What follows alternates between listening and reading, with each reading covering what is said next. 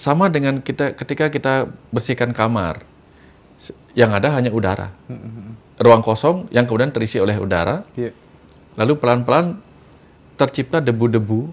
Nah sama, ketika material energi itu memadat jadi debu-debu kosmik, itulah yang terjadi di alam semesta ini. Debu-debu kosmik yang pertama ada.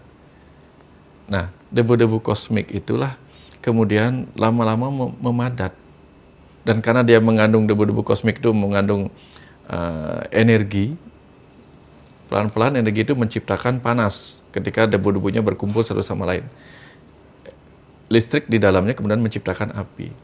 Api itulah kemudian menciptakan bola gas yang kemudian mungkin pecah dan memadat gitu. Nah, sebagian memadatnya itu menjadi bumi, Mas Hendra. Baik teman-teman, kita masih bersama dengan guru kita semua, Pak Wayan Mustika. Pak Wayan, kalau kita ngomong soal kitab suci itu kan katanya firman-firman atau kalimat-kalimat Tuhan gitu ya. Nah, tidak sedikit juga yang kemudian memberikan kabar buruk bagi orang yang melakukan ini nanti akan mendapatkan ini. Itu kan banyak di kitab suci seperti itu gitu. Pertanyaan saya, apakah Tuhan itu selalu tunduk dengan kata-kata atau firman-Nya di kitab suci? Tunduk. Ya. Nah, apakah dia selalu tunduk gitu, selalu ditepati kira-kira? Jangan-jangan ada apa tuh namanya? Free will. Iya, dari Tuhan sendiri ya nggak harus seperti itu gitu kira-kira gitu. Kira-kira kalau manusia itu bijaksana, Mas Edo. Kalau manusia bijaksana ada keharusan nggak? Gitu. Ya, manusia bijaksana aja bisa mengerti. Gitu. Lalu bagaimana? Bayangkan kalau Tuhan yang maha bijaksana. Iya. Maha bijaksana, maha mengerti, gitu kan.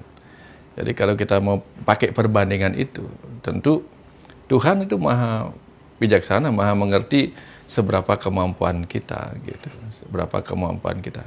Kalau tidak bisa melakukan itu, apakah akan dimaafkan begitu, disalahkan begitu saja?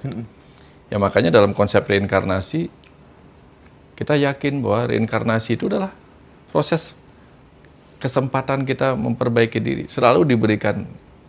Kalau di sekolah kan mungkin kita cuma dikasih remedi 1 kali ya, atau mungkin 2 kali.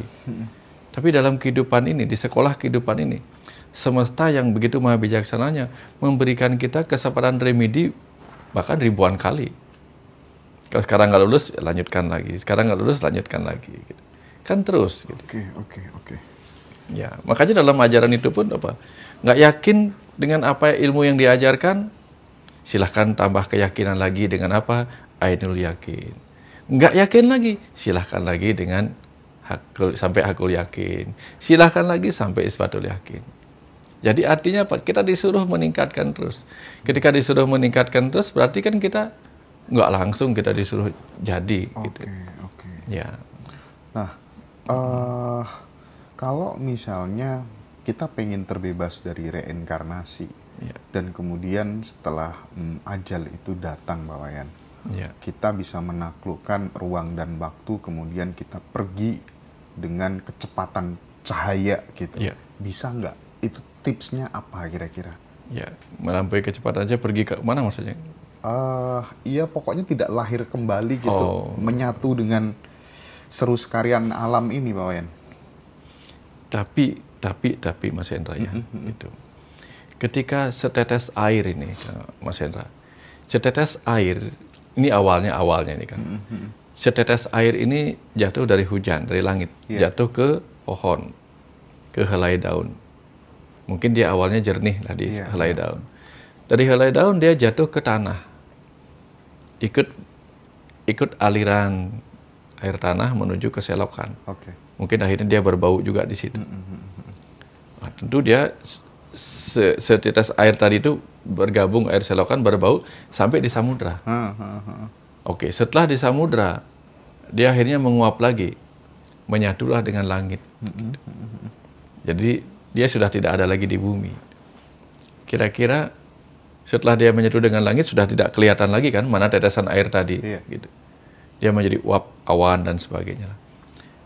begitu jatuh lagi ke bumi dan jatuh di tempat yang lain lagi, ada nggak peluang bahwa tetesan air yang tadi sudah menyatu dengan samudra di bumi itu kemudian terbang menjadi uap air yang tidak kelihatan itu, menyatu dengan langit dan jatuh kembali di tempat yang lain? Ada nggak kemungkinan bahwa yang jatuh di tempat lain itu adalah tetesan air yang tadi sudah menyatu dengan langit itu? Ada peluang nggak? Kalau ada peluang, maka apakah menyatu dengan langit menjadi tidak ada lagi sebagai air samudra? Lalu kita akan kehilangan kemungkinan kita jatuh lagi di kehidupan berikutnya. Tetap saja ada peluang seperti itu. Jadi artinya apa? Penyatuan dengan Tuhan itu bukan tentang kita tidak ada lagi di kehidupan ini. Penyatuan dengan Tuhan itu artinya apa? Kita menyadari diri kita tidak terpisah dengannya. Kenapa? Karena Dia ada di mana-mana. Coba misalnya gitu. Saya tanya Mas Hendra.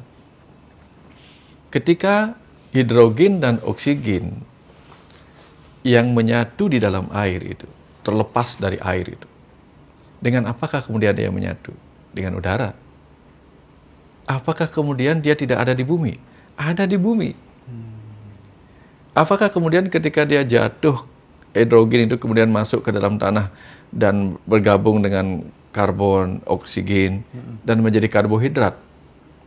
Dia menyatu sebagai karbohidrat pada umbi-umbian, pada padi. Apakah dia terbebas dari udara? Iya, tapi dia menyatu lagi dengan bumi sebagai ini. Sehingga dengan demikian, tidak ada sesuatu yang keluar dari dirinya yang memenuhi segala semesta ini. Tidak ada yang keluar dari dirinya.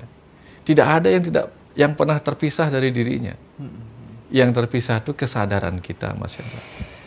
Ya, jadi bukan berarti ketika kita moksa kita sudah tidak ada lagi di sini. Kita ada di sini sebagai siapa? Sebagai Dia. Sebagai Dia. Gitu. Contoh nih misalnya, saya main film, saya acting. Ketika saya lagi diktik sama saudara, saya jadi main film. Pada saat saya main film, saya sedang menjadi aktor. Begitu episode saya selesai, saya duduk di luar. Saya jadi pengamat dari tapingnya. Tapi kapan filmnya sudah selesai, saya sama-sama nonton gala premiernya. Premiernya saya tonton. Dan saya di situ sebagai penonton di gedungnya. Apakah saya terbebas dari filmnya? Iya, karena saya sudah jadi penonton. Tapi apakah saya lepas dari situ? Enggak juga. Kebayang maksudnya? Iya, kebayang. Nah, jadi saya hanya mengambil peran yang berbeda.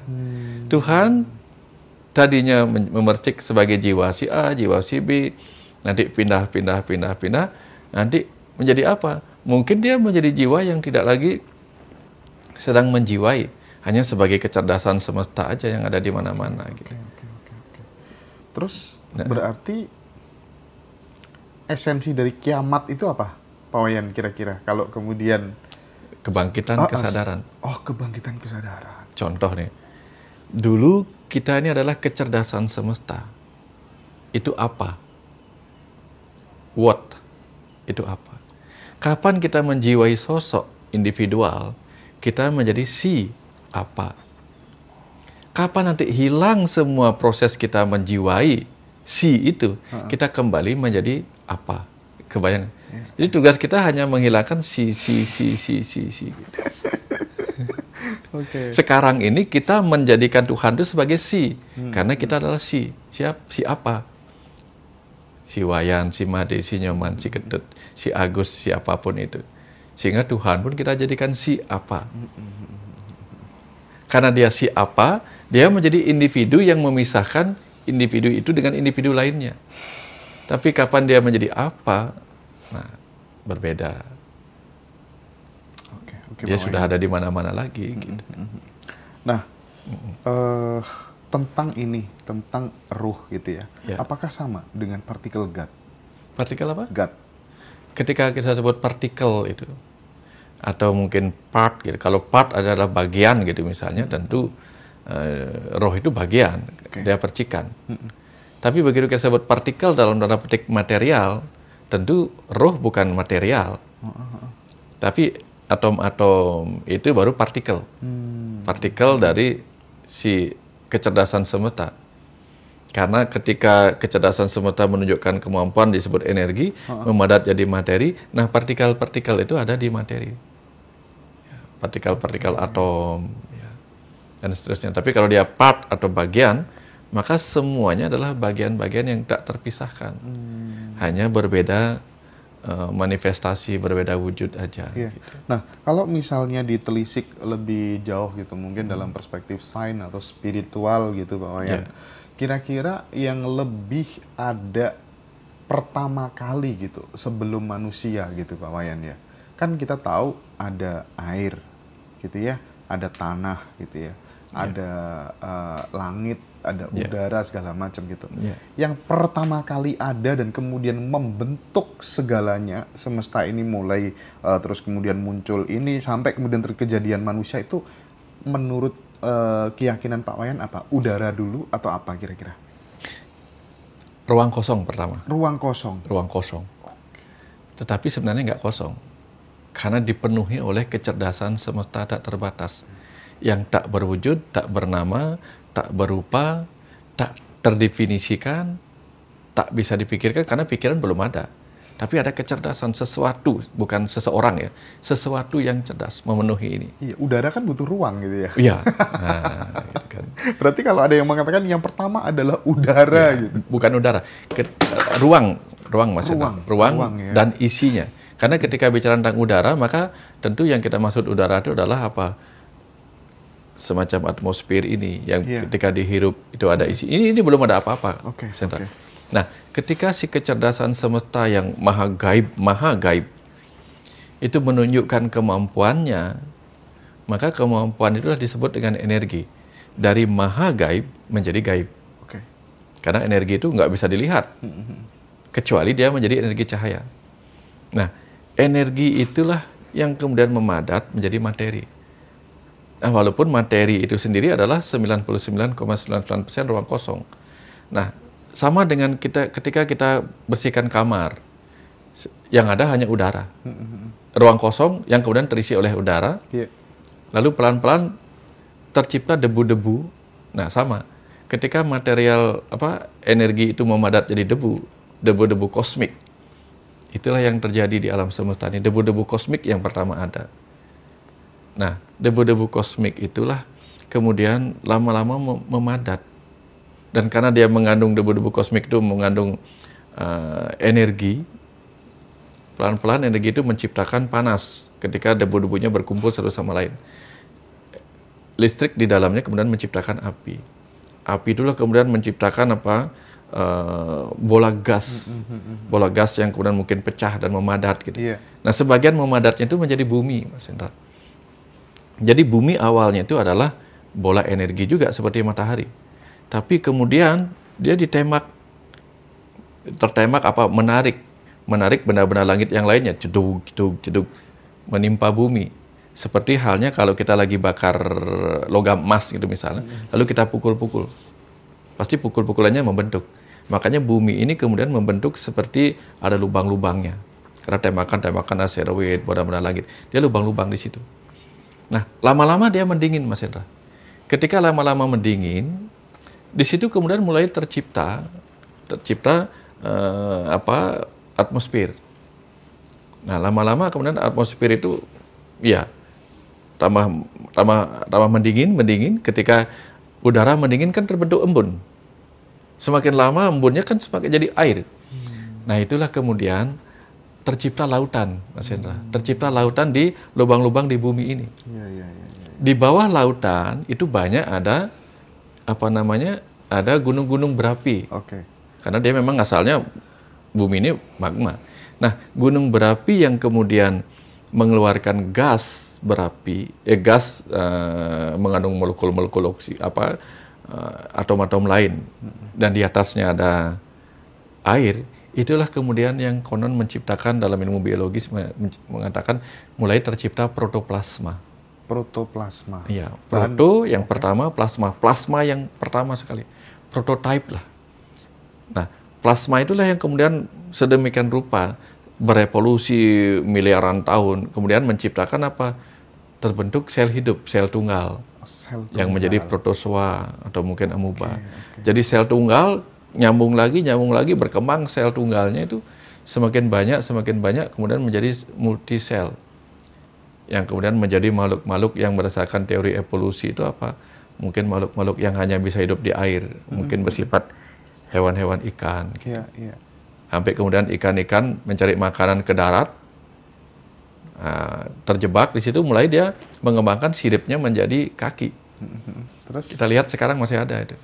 Siripnya berkembang menjadi kaki, akhirnya dia mulai bisa hidup dengan mengubah sistem pernapasannya dengan perkembangan itu dari yang hanya bisa hidup di air dengan insang menjadi paru-paru itu tadi. Akhirnya dia bisa hidup di darat. Terus miliaran tahun teori evolusi menyebabkan terbentuknya spesies-spesies baru. Ada juga spesies lain yang konon memang datang bersama ya pecahan-pecahan dari makhluk-makhluk alam benda-benda langit lainnya. Ada yang mengatakan dari asteroid memang terbawa amuba-amuba lain atau virus-virus lain yang kemudian di bumi berkembang lagi dia. Gitu. Nah, jadi dalam proses perkembangan itulah terjadi. Nah, ada yang mengatakan bahwa apa yang terjadi di alam semesta raya atau di bumi ini juga terjadi di dalam tubuh kita. Contoh nyata, kan kehidupan diri kita ini yang alam semesta kecil ini, jagat alit ini, kan dimulai di dalam sebuah samudra juga. Yang bernama samudra air ketuban gitu. Awalnya kita satu sel. Satu sel dari langit yang kayak meteor datangnya, meteor berekor, komet itu. Anggaplah begitu. Dalam bentuk sel sperma. Buminya sendiri adalah apa? Adalah sel telur itu. Ditabrak, terjadi pembelahan. Tadi pembelahan sel terciptalah diri kita. Ketika di awal-awal kita nggak kayak manusia begini, Mas Hendra. Awalnya kita ya bulat. Lama-lama kita menjadi seperti berudu. Kadang seperti anak burung, sama kita itu di dalamnya. Sampai kemudian menjadi seperti anak kera, berekor kita pula. Sampai kemudian pelan-pelan kita tumbuh. Ekor kita masih ada, cuman nggak panjang aja gitu. Artinya 9 bulan di dalam rahim ibu sedang mengajarkan kita bahwa kita ini bertumbuh. Nggak ada bayi manusia tiba-tiba begitu lahir langsung jadi manusia di usia 1 minggu. Nggak. Dia telur, kayak cecak, kayak gini gitu. Di usia berapa bulan itu kemudian baru dia terbentuk mirip tubuh manusia yang semakin sempurna. Itulah pelajaran evolusi di dalam rahim ibu kita.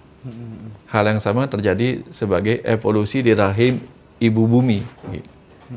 Jadi makanya ia yang mengenal dirinya mengenal Tuhannya.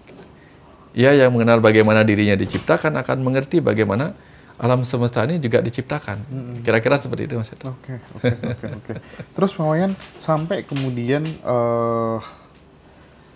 mungkin kan sekali lagi bahwa asal-usul kita itu kan dari sel tunggal tadi, gitu kan ya.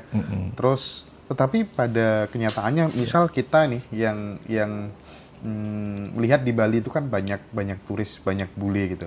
Mungkinkah kemudian itu sebenarnya bule-bule itu juga sebenarnya sama dengan berawal dari yang namanya berawal dari pada saat kemudian terjadi yang namanya manusia pertama kali itu kan dari sel tunggal gitu ya. Nah, apakah juga bule-bule itu juga sama gitu, karena bentuk-bentuk kita kan beda-beda gitu kan, atau jangan-jangan gitu ya, atau jangan-jangan ini jenis manusia yang hibrida gitu, yang didesain oleh misalnya dari Anunnaki atau apa, kan ada cerita-cerita seperti itu gitu. Bagaimana melihat hal ini, Pak Wayan? Fakta ilmiahnya yang kita ketahui adalah apa? Tubuh manusia, tubuh kita ini dibentuk oleh hampir 50 atau 40 triliun sel. Seluruh 40 triliun sel ini dibentuk dari satu sel sperma dan satu sel telur, yang masing-masing membawa kode genetik dari orang tuanya. Sel sperma membawa kode genetik dari ayah, sel telur membawa kode genetik dari ibu. Dan di dalam sel itu ada DNA yang merupakan kode genetiknya. Menariknya, DNA itu dibentuk oleh 5 jenis atom yang sama. Hidrogen, oksigen, nitrogen, fosfor, dan karbon. Itu sama. Jadi mau orang bule, mau orang apapun, itu DNA-nya sama dibentuk oleh 5 jenis atom itu. Hanya saja kemudian dia menciptakan variasi-variasi yang berbeda. Contoh nih, TikTok itu diciptakan oleh sebuah negara. Tapi kenapa kita scroll up? TikTok kita nonton scroll up. Karena penggunanya menghasilkan video-video yang berbeda. Sama. Penggunanya menghasilkan tampilan-tampilan yang berbeda, video-video yang berbeda. Seperti halnya manusia ini. Orang yang tinggal di daerah kutub utara, matanya menjadi sipit karena apa?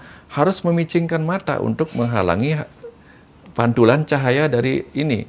Kalau dia terbuka matanya berbahaya. Dia memicingkan mata supaya nggak terlalu gampang buta. Orang di Afrika menciptakan dirinya berkulit gelap. Karena apa? Di sana full dengan cahaya matahari. Kalau enggak, mereka akan gampang kena kanker. Kanker kulit karena radiasi matahari. Maka mereka lindungi diri mereka dengan sunscreen alami yang dibentuk dari zat melanin. Gitu. Jadi seperti itulah mereka berkembang. Gitu. Mereka berkembang dari masa ke masa. Dulu orang Jepang terkenal pendek-pendek. Sekarang mereka tinggi-tinggi. Gitu. Berkembang terus-menerus itu. Karena proses evolusi lah menyebabkan mereka terus berkembang. Contoh nih sekarang. Ketika di alam semesta ini terjadi percampuran-percampuran, makanya kita ketemu dengan anjing-anjing yang campuran. Mas Hendra pernah nonton enggak penelitian dan pembuktian bagaimana bebek dengan ayam digabungkan DNA-nya? Nggak pernah lihat. Hasilnya ternyata apa? Ayam yang berkaki bebek. Ayam berkaki bebek. Itu ada yang nge-share. Di Indonesia kayaknya diteliti. Ya, kalau kita lihat di kampung-kampung itu kan kadang-kadang ayam itu bisa menyetubuhi bebek. Pernah lihat nggak? Sering terjadi itu. Nah ini ketika dibuktikan langsung, diambil sel telur dan sel sperma itu digabungkan DNA-nya. Yang terjadi itu hasilnya. Tubuhnya ayam, kakinya bersirip. Sehingga dia bisa berenang.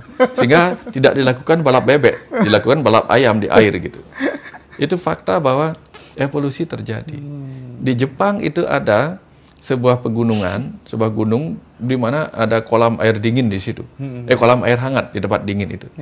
Nah, karena dingin di situ kemudian banyak monyet-monyet berendam di situ. Di air hangat itu menjadi tempat wisata. Nah, karena tempat wisata tentu orang-orang kasihan melihat mereka berendam tidak dapat apa-apa kan. Dilemparilah makanan. Makanan jatuh ke air. Nah, lama-lama si induk nyelam ngambil makanannya, berikutnya apa? Anak-anaknya terlahir sebagai monyet-monyet yang jago nyelam. Itu proses evolusi singkat yang terjadi, gitu. Yang bisa dipantau saat ini. Gitu. Baik, Wayan. Satu pertanyaan terakhir sebelum kita istirahat ya. Tentang soulmate rahasia, Pak Wayan. Apa? Soulmate rahasia. Soulmate rahasia. Ya, soulmate rahasia dalam perspektif Dr. Wayan Mustika itu gimana? Ada beberapa orang punya kepentingan-kepentingan gitu. Kepentingan-kepentingan itu begini. Ternyata kamu soulmate-ku loh. Gitu. Kamu soulmate-ku di masa lalu. Itu beberapa orang punya kepentingan. Nah, terus sehingga dia mengatakan, terus yang ini siapa? Katanya yang ini jodohmu, yang sudah ditentukan Tuhan. Kenapa ada soulmate lain juga gitu? Nah, tapi kemudian saya sering mengatakan kepada orang-orang bahwa apa? Tubuh dan jiwa itu adalah soulmate. Tubuh adalah istri, jiwa atau ruh adalah suami. Inilah yang suami istri yang terus ada sepanjang kita hidup.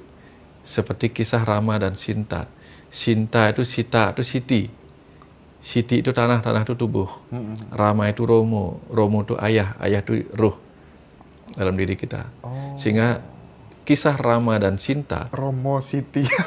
Romo dan Siti, tubuh dan jiwa, Adam dan Hawa di dalam diri kita. Sehingga yang sejak awal menjadi pasangan sejati sang ruh ini adalah tubuh ini. Itu nggak boleh terpisah. Kapan mereka terpisah, matilah. Keren banget nih. Jadi jangan cari-cari soulmate di luar dulu. Rawat dulu tubuh sebagai istri kita, rawat jiwa sebagai suami kita. Tubuh tubuh adalah istri kita, jiwa adalah suami kita. Itulah Rama Sinta di dalam diri kita. Romo dan Siti. Ya, jangan sampai Sita ada tubuh ini terperangkap oleh Rahwana. Sifat-sifat angkara murka. Ya, sifat-sifat angkara murka yang bisa berwajah 10. Maksudnya apa, Pak Wayan? Berwajah 10 tuh? Ya makanya disebut Rahwana Dasamuka. Macam-macam sifat-sifat buruknya gitu misalnya. Walaupun kalau kita mau bikin baca cerita yang lain yang namanya Sitayana gitu misalnya. Mungkin Rahwana akan tampak baik gitu. Ya, memang sifat-sifat angkara murka dalam batasan tertentu memiliki kebaikan juga. Ambisi dalam batas tertentu ada manfaatnya juga. Ego dalam batas tertentu ada manfaatnya juga. Ya, nggak mau ngalah dalam batasan tertentu bagus juga. Kalau para atlet gampang ngalah, ya kalah kita. Oke. Jadi itu sahabat semuanya, obrolan yang keren banget bersama Dr. Wayan Mustika. Sekali lagi saya ingatkan bagi sahabat semua yang mau dapat buku-bukunya Pak Wayan yang terbaru itu ada 4 kalau nggak salah. Cuma nanti baru bisa dipesan itu di awal bulan teman-teman. Ada Dunia Tanpa Suara, ada Rahasiaku Rahasiamu, Tuhan segala agama, dan satunya adalah Kandapat Tantra. Itu beda dengan Kandapat ya. Nanti akan bahas tentang apa, nanti akan kita spill lebih detail di video selanjutnya. Oke, Pak Wayan, kita minum dulu.